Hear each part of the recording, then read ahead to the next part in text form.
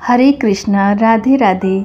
आप सभी का स्वागत है अपने लड्डू गोपाल कृष्णा चैनल में, जहां हम आपसे माधव जी के विषय में मतलब लड्डू गोपाल जी के विषय में चर्चा करेंगे और साथ ही साथ आपके कुछ सवालों के जवाब देंगे। तो चलिए शुरू करते हैं आज के सवाल जवाब फिर चर्चा।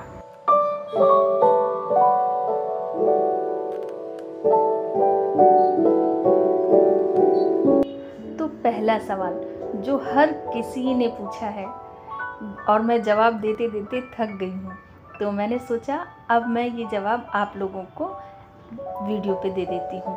तो मेरे माधव जी 7 नंबर के हैं। और दूसरा सवाल आया है कि आप इन्हें कितने नंबर की ड्रेस पहनाती हैं। तो मैं घर पे बना के भी ड्रेस पहनाती हूँ, और अगर मुझे मैं मार्केट से भी बहुत लेती हूँ, तो मार्केट से अगर मैं पहनाती हूँ लेके तो 7 नंबर की भी ले लेती हूँ, 8 नंबर की भी है, और अगर इनका मन है तो 6 नंबर की ड्रेस भी है, पहन लेते हैं। आई होप कि आपका जवाब मिल गया होगा। और तीसरा सवाल है, आप अपने लड्डू गोपाल जी को दोपहर में सुलाती हैं। तो हाँ जी, बिल्कुल। जैसे हम सभी खाना खाने के बाद थोड़ा सा रेस्ट चाहते हैं, आराम चाहते हैं, उसी प्रकार हम अपने माधव जी को भी आराम कराते हैं। तो आप भी करा सकती हैं, चाहे मानसिक रूप से कराएं, चाहे आप उन्हें लिटा दें आराम से कि प्रभु मेरे लड्डू गोपाल, या जो भी उनका प्यारा सा नाम है, उस नाम से आप उन्हें प्यार से कहें कि आप थोड़ी देर आराम कर लें, फिर शाम को मैं आपको उठाऊंगी। तो ऐसा बोल के आप उन्हें दोपहर में भी आराम करा सकती हैं। और मंदिर का भी पर्दा कर देती हूँ मैं। सभी भगवान जी को मैं यही बोलती हूँ कि आप सभी थोड़ा सा आराम कर लें, और ये बोल के मैं निवेदन करती हूँ और मंदिर का पर्दा कर देती हूँ। तो चलिए लेते हैं अब अगला सवाल। अगला सवाल एक मैया ने किया है। उन्होंने कहा है कि मेरा बच्चा छोटा है और मैं गोपाल जी की सेवा करती हूँ। अभी तो 2 बार नहा लेती हूँ, आगे सर्दियाँ आएंगी तो 2 बार कैसे नहाऊंगी। हाँ जी, बिल्कुल सही बात है। 2 बार नहीं नहा सकते उस वक्त, ये सभी को जवाब चाहिए होगा। तो उसके लिए मैं यही कहूँगी कि आप जब भी शौच के लिए जाएं और जब आप बाहर आएं तो पहले हाथ पैर धुलें, अच्छे से हाथों को पैरों को धुल लें, मुँह में 5 बार पानी लेके और उसको मुँह को साफ़ करें। उसके बाद वस्त्र चेंज करें। फिर आप जब बाहर तो आप अपने मंदिर में गंगा जल तो रखती ही होंगी, उस गंगा जल से 3 बार आचमनी करें। आचमनी मतलब कि आप एक बार अपने ऊपर छिड़कें, दूसरी बार में उस गंगा जल को ग्रहण करें, तीसरी बार में उस गंगा जल से अपने हाथों को साफ़ करें, फिर प्रभु को आप छू सकती हैं। यही एक उपाय है जो हम अपने प्रभु के साथ कर सकते हैं। तो अब आगे चलते हैं। आगे सवाल है कि क्या हम गोपाल जी को सुबह स्नान करा के तैयार करने के बाद भोग लगाएं? तो हाँ जी, पहले हम अपने लाला को सुबह जब जगाएंगे तो सबसे पहले उन्हें हम जल पिलाएंगे। जल पिला के उन्हें फिर दूध का भोग लगाएंगे, उन्हें दूध पिलाएंगे, क्योंकि हमारे लाला जब तक स्नान करेंगे तब तक तो वो भूख से व्याकुल हो जाएंगे। इसलिए पहले उन्हें दूध का भोग लगा देंगे।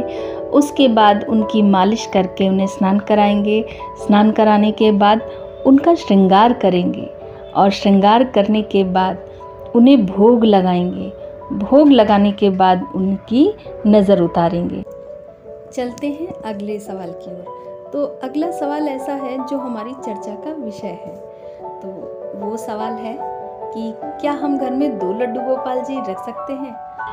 तो आज हम करेंगे इसी बात पे चर्चा और जानेंगे इस सवाल का जवाब। तो हाँ जी, बिल्कुल आप घर में 2 लड्डू गोपाल जी रख सकते हैं, लेकिन सेवा नियम दोनों के बराबर होंगे। एक कृष्ण है तो एक बलराम है।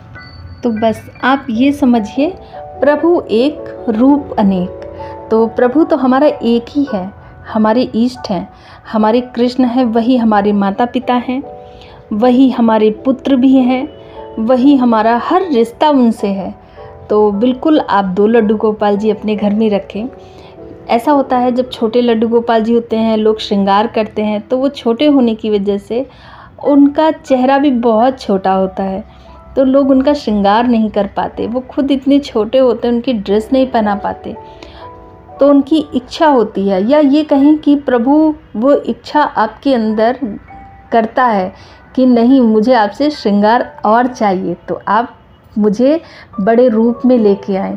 तो आप कुछ भी ऐसा ना सोचें, और मैं आप लोगों से बस यही कहूँगी, हर किसी से ये सवाल ना करें, क्योंकि आप जितने लोगों से ये सवाल करेंगे कि आप अपने आस पड़ोसी किसी से भी पूछेंगे, क्या 2 लड्डू गोपाल जी रख लें, क्या 2 लड्डू गोपाल जी अपने घर कर सकते हैं उनकी सेवा, तो उनका किसी का जवाब होगा हाँ बिल्कुल कर सकते हैं। कुछ कहेंगे अरे 2 लड्डू गोपाल जी अच्छे नहीं होते। तो सबके अलग अलग विचार होते हैं। आप जितना ज़्यादा इस सवाल में उलझेंगे उतना भ्रमित हो जाएंगे। तो मैं आपसे यही कहूँगी, इन सवालों में भ्रमित होने की ज़रूरत नहीं है। वो आपकी इच्छा है कि आप कितनी ज़्यादा सेवा भाव में जा सकते हैं, आप कितना टाइम उस सेवा को देते हैं। तो अगर 1 रखते हैं तो थोड़ा सा सेवा आपको ले जाने में और थोड़ा सा कम करनी पड़ती है। आप 2 को लेके जाएंगे, 2 का पूरा करना होगा तो आप कर सकते हैं, बिल्कुल करिए, उसमें कोई भी खराबी नहीं होती है, बहुत अच्छा है। लोग कितने कितने लड्डू गोपाल जी रखते हैं, क्यों?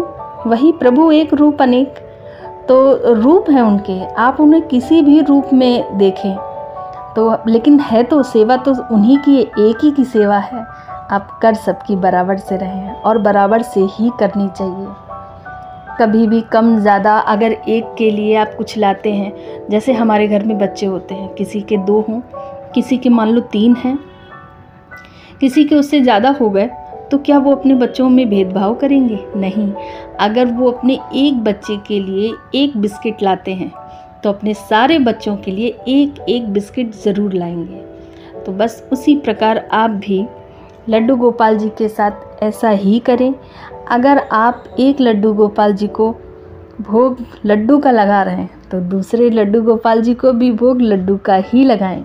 साथ ही साथ आपको उनके वस्त्र अलग अलग करने हैं। स्नान आप उनको एक बर्तन में करा सकती हैं, मगर वस्त्र अलग रहेंगे, उनका श्रृंगार का सामान अलग अलग होगा। एक छोटे हैं एक बड़े हैं तो श्रृंगार भी अलग ही होगा, वस्त्र भी अलग ही होंगे।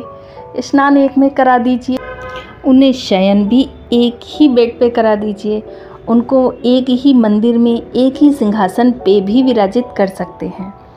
तो बस ऐसे ही अपने लड्डू गोपाल जी के साथ प्रेम भाव से रहें। और हाँ, जिन्होंने मुझसे राधे राधे कहा है उन सभी को मेरी तरफ से बहुत बहुत राधे राधे। और जिन्होंने मेरी वाणी के विषय में कहा है तो उनसे मैं यही कहूँगी कि जिसकी वाणी में प्रभु की चर्चा होती है ना, उसकी वाणी खूबसूरत हो ही जाती है, फिर चाहे वो कोई भी हो।